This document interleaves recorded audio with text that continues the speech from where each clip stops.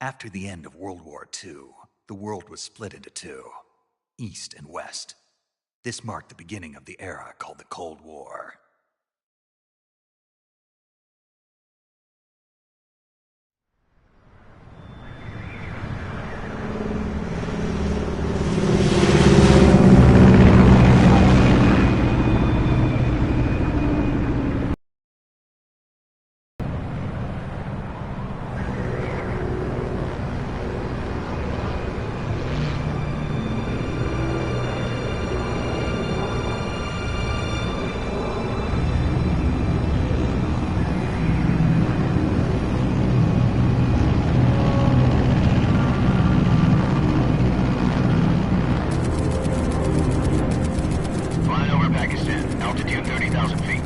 Approaching Soviet airspace. 20 minutes to drop off. Commencing internal depressurization. Equipment check. Arm main parachute. All right. You ready to go? Drop zone still showing a high pressure mass. Cav okay. Good. We've got high...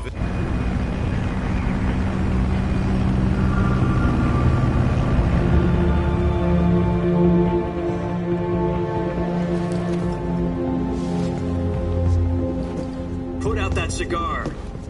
Connecting oxygen hose to interior connector. Put on your mask.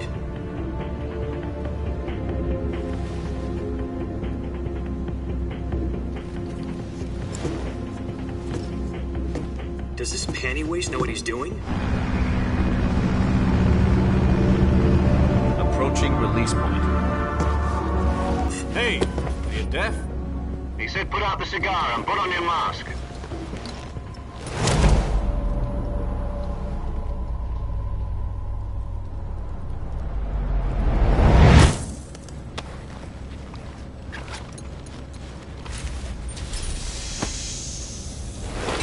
Depressurization complete. Checking oxygen supply.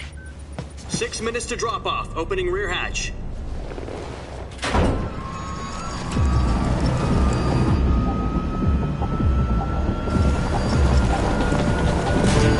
Sunrise.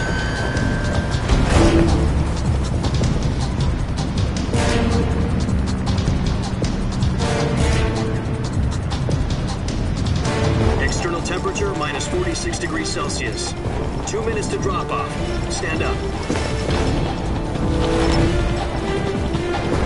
You'll be falling at 130 miles per hour. Try not to get frostbite from the wind chill. 1 minute to drop off. Move to the rear. Activate the yellow bottle. This is one for the history books. The world's first halo jump. 10 seconds to drop off. Stand by. Status okay. All green. Prepare for drop off. Countdown. 5, 4, 3, 2, 1. Spread your wings And fly. God be with you.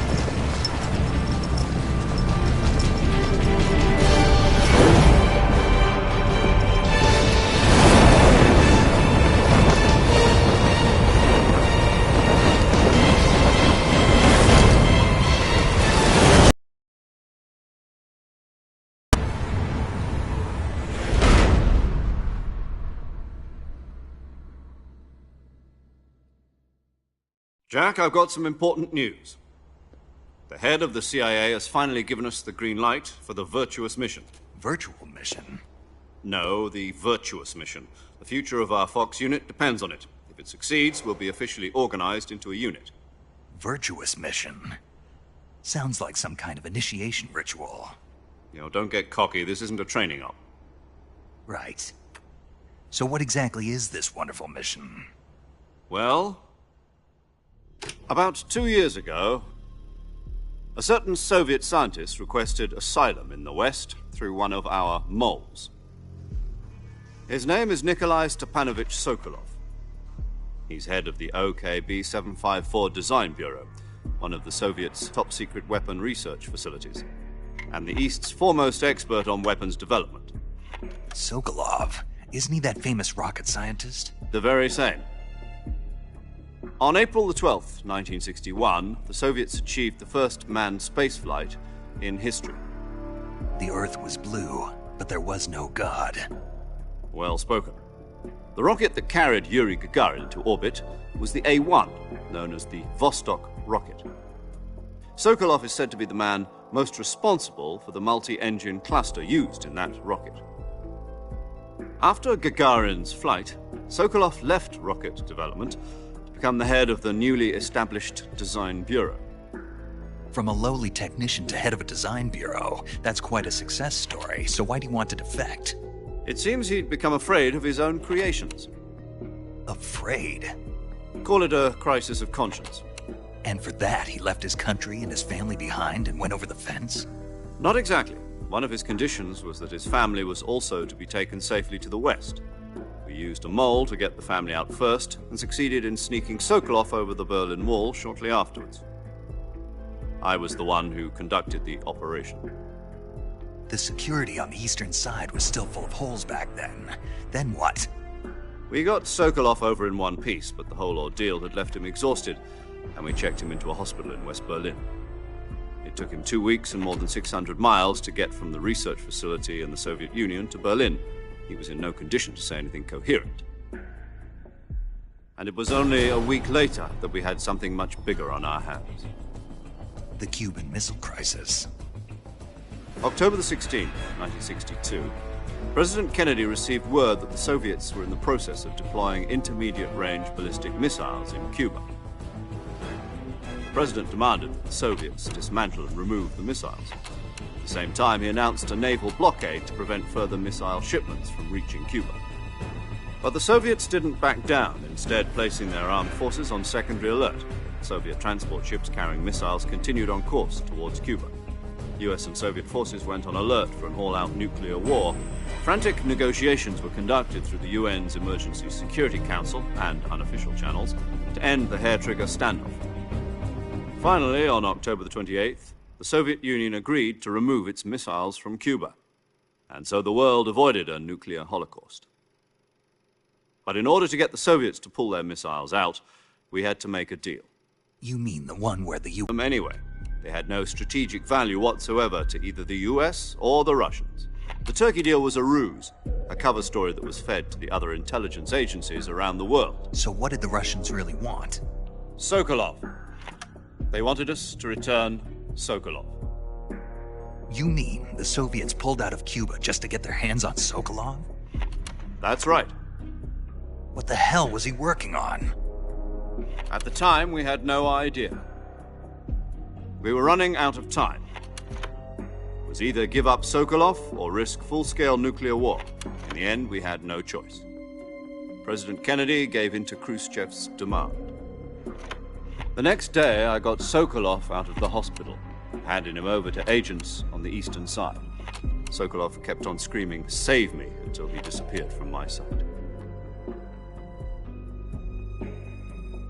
Then, a month ago, we received some new information from one of our moles. About Sokolov? Yes. He was taken back to the research facility and forced to continue working on the weapon in question under KGB supervision. What's more, it's on the verge of completion. So what kind of weapon is it? Something to do with space rockets? No, missiles. Same technology. I guess you're right. We don't know the details, but it appears to be a new kind of nuclear device. For half a year now, the Soviets have been conducting frequent nuclear tests at Semipalatinsk. Something to do with the weapon, I assume. We're talking about a secret weapon so big that Khrushchev was ready to pull out of Cuba to get it back. Is Sokolov still in the facility? No. According to our intelligence, he's in Selinoyarsk, a place in the mountains about 3 miles to the west that's known as the Virgin Cliffs. The Virgin Cliffs. Nice name for a virtuous mission. They moved him there just recently. Why? Apparently, they're conducting a field test of the weapon, but it's our best chance to get him back. This mission would never have been possible if he was still in the research facility. This is our last chance. Sokolov must have known that too when he contacted us.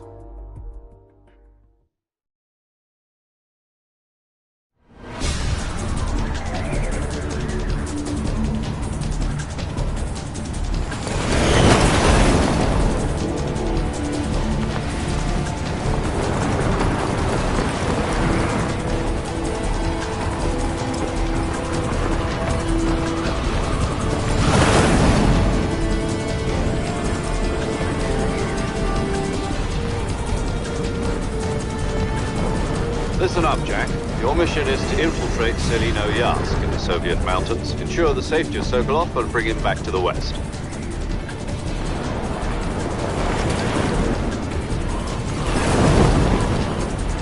If we don't get Sokolov back before that weapon is complete, we'll be facing a major crisis.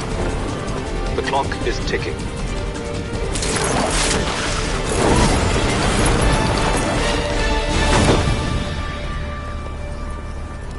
Once we've confirmed the rescue of Sokolov, stand by at the recovery point. A recovery balloon will be dropped at that point. Helium will be pumped into the balloon to inflate it. The process takes about 20 minutes. Once it's complete, the gunship's arm will latch onto the balloon and pull it up. The Fulton surface-to-air recovery system. I'm familiar with the theory. Take it easy. It's been combat-proven. Do you think Sokolov is up to it? The shock will be less than during a parachute jump, and the arm can handle up to 500 pounds. So you're planning on going over the border in a single combat Talon? She's equipped with two 6-barrel 20mm Vulcan cannons, as well as two 40mm machine guns. Sounds like she could hold her own against a battalion of tanks. Even with the fuel in the reserve tank, we're facing a 4-hour time limit. If all goes well, it shouldn't take more than a few hours. Home in time for dinner. But if anything goes wrong, you'll be eating dinner, breakfast, and all the rest of your meals in the jungle.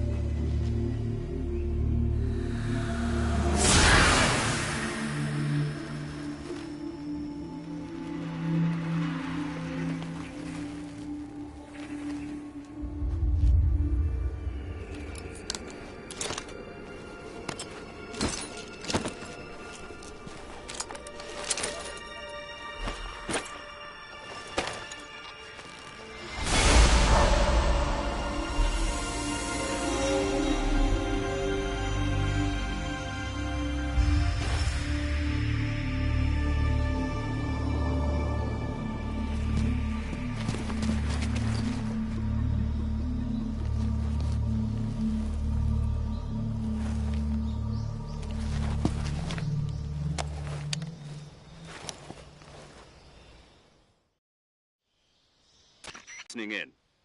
From here on out, we'll be using code names to refer to each other. Your code name for this mission will be Naked Snake. I'll be referring to you as Snake from now on. You're not to mention your real name. Snake?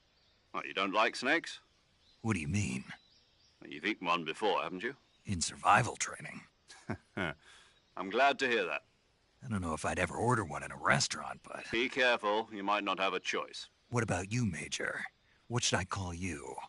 Let's see. I'll be Tom. Call me Major Tom. This will be a sneaking mission. You must not be seen by the enemy. You must leave no trace of your presence. Is that clear? This kind of infiltration is the Fox unit's speciality. In other words, weapons and equipment are procured on site. That goes for food as well. You're completely naked, just as your name implies. Great. Now I see why you asked me if I like snakes. I suppose calling me Snake was your idea of a joke, too. No. There's a good reason for that. I'll tell you later when the time is right. Gotcha. Getting back to the subject, how exactly am I supposed to feed myself? You've been issued a knife and a tranquilizer gun. Use them to hunt for food. You'll also find some medical supplies in your backpack. Yeah, about the backpack. I lost it in a tree on the way down. I see. Well, you'd better go back and get it then. You know where it is? No problem. I can see it from here. It's stuck on a branch. To climb a tree, stand in front of a tree that's covered in ivy and press the action button. I'll be monitoring your progress over the radio. We can't risk violating Soviet airspace, but I'll be in the gunship. My frequency is 140.85. I'll give you a call if I need to talk to you. If you need to talk to me, use the send function. Okay, Snake, go get your backpack.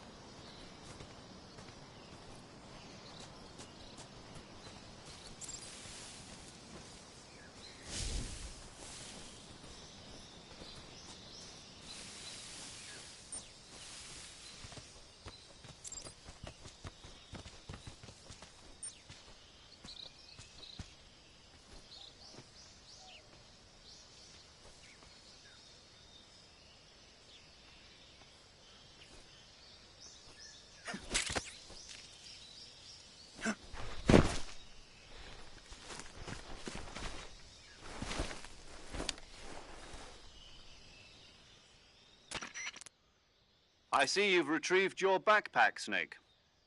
To equip a weapon, it's necessary to take it out of your backpack. In the survival viewer, choose Weapon from the backpack. Your available weapons will be displayed in a list on the screen. From that list, choose the weapon you want to equip and press the Enter button. For other equipped items, just do the same thing from Item. Got it. Use the survival viewer backpack. Yep, that's right. Survival is fundamental to this mission. After you've been out in the field for a while, your stamina will start to drop. If your stamina gets too low, it'll affect your performance. You won't be able to shoot accurately, for example, and your wounds won't heal as smoothly. Keep an eye on your stamina so you don't run out. To recover lost stamina, you can hunt for local flora and fauna. You can use either your tranquilizer gun or your knife to hunt. My only weapon is a Mark 22 Hush Puppy tranquilizer gun? That's right. It's been fitted with its own suppressor. However, the suppressor will deteriorate every time you fire. Once its durability reaches 0, the noise suppression effect will be gone. So don't get too trigger-happy with it. The suppressor's durability is shown in the icon. Any weapons and equipment beyond what you're carrying now, you'll have to find as you go. I have to find my own weapons and equipment? Whose crazy idea was this, anyway? Solo covert actions are standard Fox operating procedure. You can't leave any traces of your presence. No weapons, equipment, footprints, sweat, or bodily wastes. The same goes for bullets and cartridges, too. Your presence in enemy territory is already a violation of international conventions of warfare. There aren't supposed to be any American soldiers in Russia. It could spark an international incident. You can't let anyone see you. You can't let the enemy know you're there. This is a stealth mission. You're a ghost, Snake, in every sense of the word. And there'll be no rescue if you're captured. The military and U.S. government will deny any involvement in the affair. Then I'll just have to take care of myself, huh? I'm afraid so. You've been given a fake death pill for that purpose. SIS guidelines stipulate that soldiers on covert ops like this one be issued a potassium cyanide capsule. Tape it to your body so you can take it when you need to. How generous of you. Use it if you're taken prisoner by the enemy. It'll send you into a state of false death for a short time. Fooling them into thinking that I'm really dead. So how do I come back to life? Just take the revival pill. You mean that thing they put in my tooth before the mission? That's the one. But be careful. If you remain in a state of false death for too long, nothing will be able to bring you back. Remember that. I'll keep it in mind. You said this was a solo mission, right? Right. I guess that means I can't count on any reinforcements. Correct. The mission rests entirely in your hands. A real one-man army. Relax. There's a support team ready to back you up over the radio. Who? I'll introduce them to you. This time, survival is of utmost importance. The first member of the support team will be in charge of monitoring your physical condition, acting as a medic, so to speak, as well as recording your mission data. She's a member of Fox as well, and she's here on the gunship with me. She? Hello, Snake. I'm paramedic. Nice to meet you. Paramedic. As in a medic who comes in by parachute. Aren't you going to tell me your real name? Are you going to tell me yours, Mr. Snake? My name, huh? It's John Doe. And they call you Jack for short. You're a regular Captain Nemo. A name means nothing on the battlefield. After a week, no one has a name. What's your name? Jane Doe. Very funny. I wasn't joking, but I'll tell you my name only if you manage to make it back alive. My frequency is 145.73. She's also in charge of recording your mission data. Whenever you want to save, send a message over the reserved save frequency, 140.96. So saving lets me record my mission data. That's right. It also records the state of your health. Good to know. There's one more person I want to introduce you to, Snake. Huh? Speaking of snakes, you remember the boss, don't you? A legendary soldier and your mentor. Actually, it was the boss that got the DCI's authorization in the first place. She's going to be serving as Fox's mission advisor. The boss is? She also helped me plan this mission. She and I were at SAS together. Jack, is that you? How many years has it been? Boss? That's right. It's me. Oh. Talk to me. Let me hear your voice. It's been 5 years, 72 days, and 18 hours. You've lost weight. You can tell just by the sound of my voice. Of course I can. I know all about you. Really? Well, I don't know anything about you. What's that supposed to mean? Why'd you disappear on me all of a sudden? I was on a top-secret mission. You didn't need me anymore. But there were still so many things I wanted you to teach me. No, I taught you everything you needed to know about fighting techniques. I taught you all I could. The rest you needed to learn on your own. Techniques, sure. But what about how to think like a soldier? How to think like a soldier? I can't teach you that. A soldier needs to be strong in spirit, body, and technique. And the only thing you can learn from someone else is technique. In fact, technique doesn't even matter. What's most important is spirit. Spirit and body are like two sides of a single coin. They're the same thing. I can't teach you how to think. You'll just have to figure it out for yourself. Listen to me, Jack. Just because soldiers are on the same side right now doesn't mean they always will be. Having personal feelings about your comrades is one of the worst sins you can commit. Politics determine who you face on the battlefield. And politics are a living thing. They change along with the times. Yesterday's good might be tomorrow's evil. Is that why you abandoned me? No, it had nothing to do with you. I already told you, Jack. I was on a top-secret mission. A soldier has to follow whatever orders he's given. It's not his place to question why. But you're looking for a reason to fight. You're a natural-born fighter, but you're not quite a soldier. A soldier is a political tool, nothing more. That's doubly true if he's a career soldier. Right and wrong have no place in his mission. He has no enemies and no friends. Only the mission. You follow the orders you're given. That's what being a soldier is. I do whatever I have to get the job done. I don't think about politics. That's not the same thing. Sooner or later, your conscience is going to bother you. In the end, you have to choose whether you're going to live as a soldier or just another man with a gun. There's a saying in the Orient, loyalty to the end.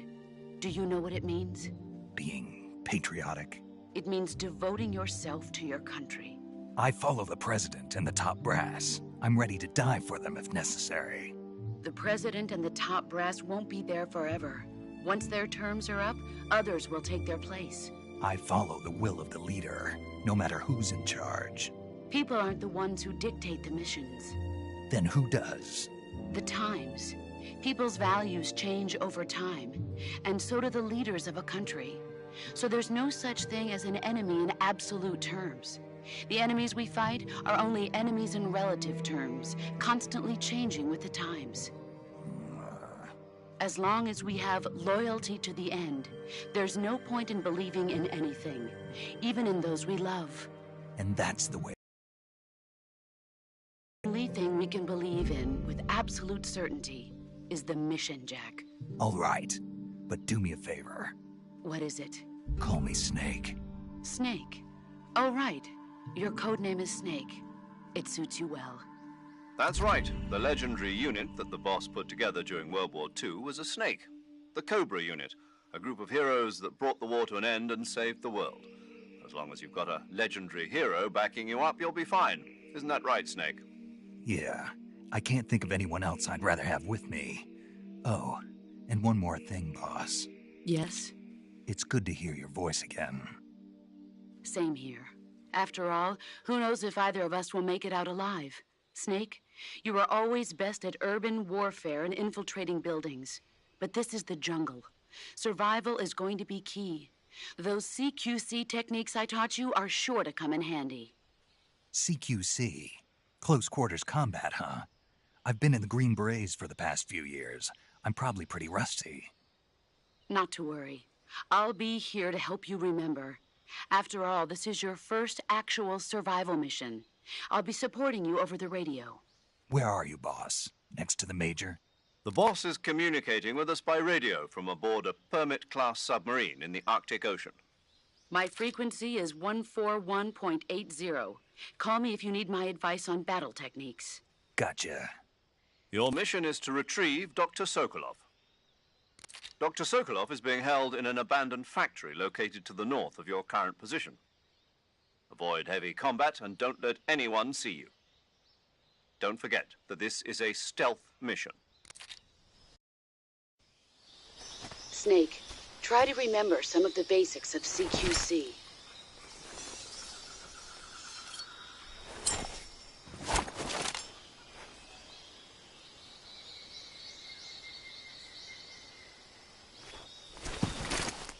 Commencing virtuous mission now.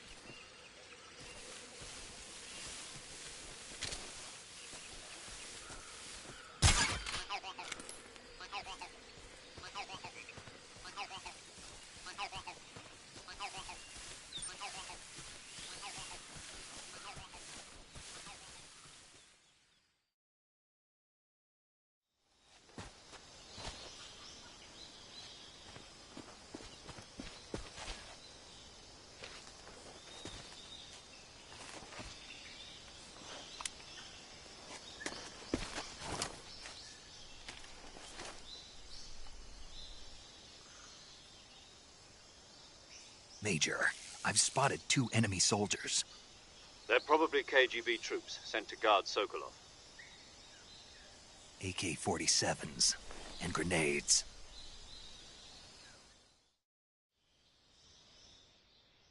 Snake, your presence in Soviet territory is already a violation of international law. We can't let the Kremlin find out that the CIA and the American government are involved. Contact with the enemy is strictly prohibited. Don't engage them in battle either. This is a stealth mission. Got that? The Major is right. The point of this mission is to sneak through the jungle without being seen. The success of the mission depends on how well you use your camouflage. Change your camouflage by selecting Camouflage from the Survival Viewer. The Uniform option lets you pick your uniform, while the Face option lets you change your face paint. Choosing camouflage that blends in with your surroundings will help you conceal yourself more effectively. Also, don't forget that anything that moves will stand out in the jungle. If you just stand up and run around like an idiot, you're bound to be spotted. But if you crawl instead, you should be able to sneak by without being noticed. You can see how effective your camouflage is by looking at the Camo Index. The Camo Index shows how well your current camouflage blends in with the surrounding area. The higher the value, the harder you are to spot, and vice versa. The key is to make yourself one with nature. Keep that in mind as you go along, okay?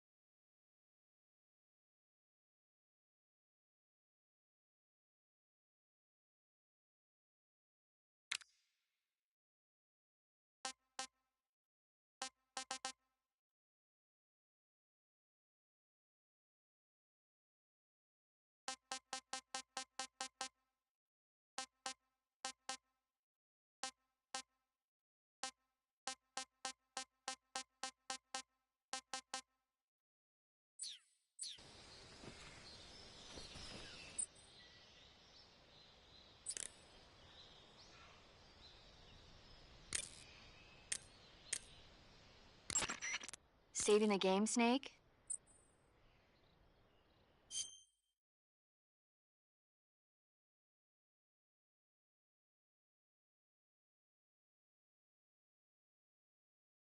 Okay, good luck, Snake. Thanks.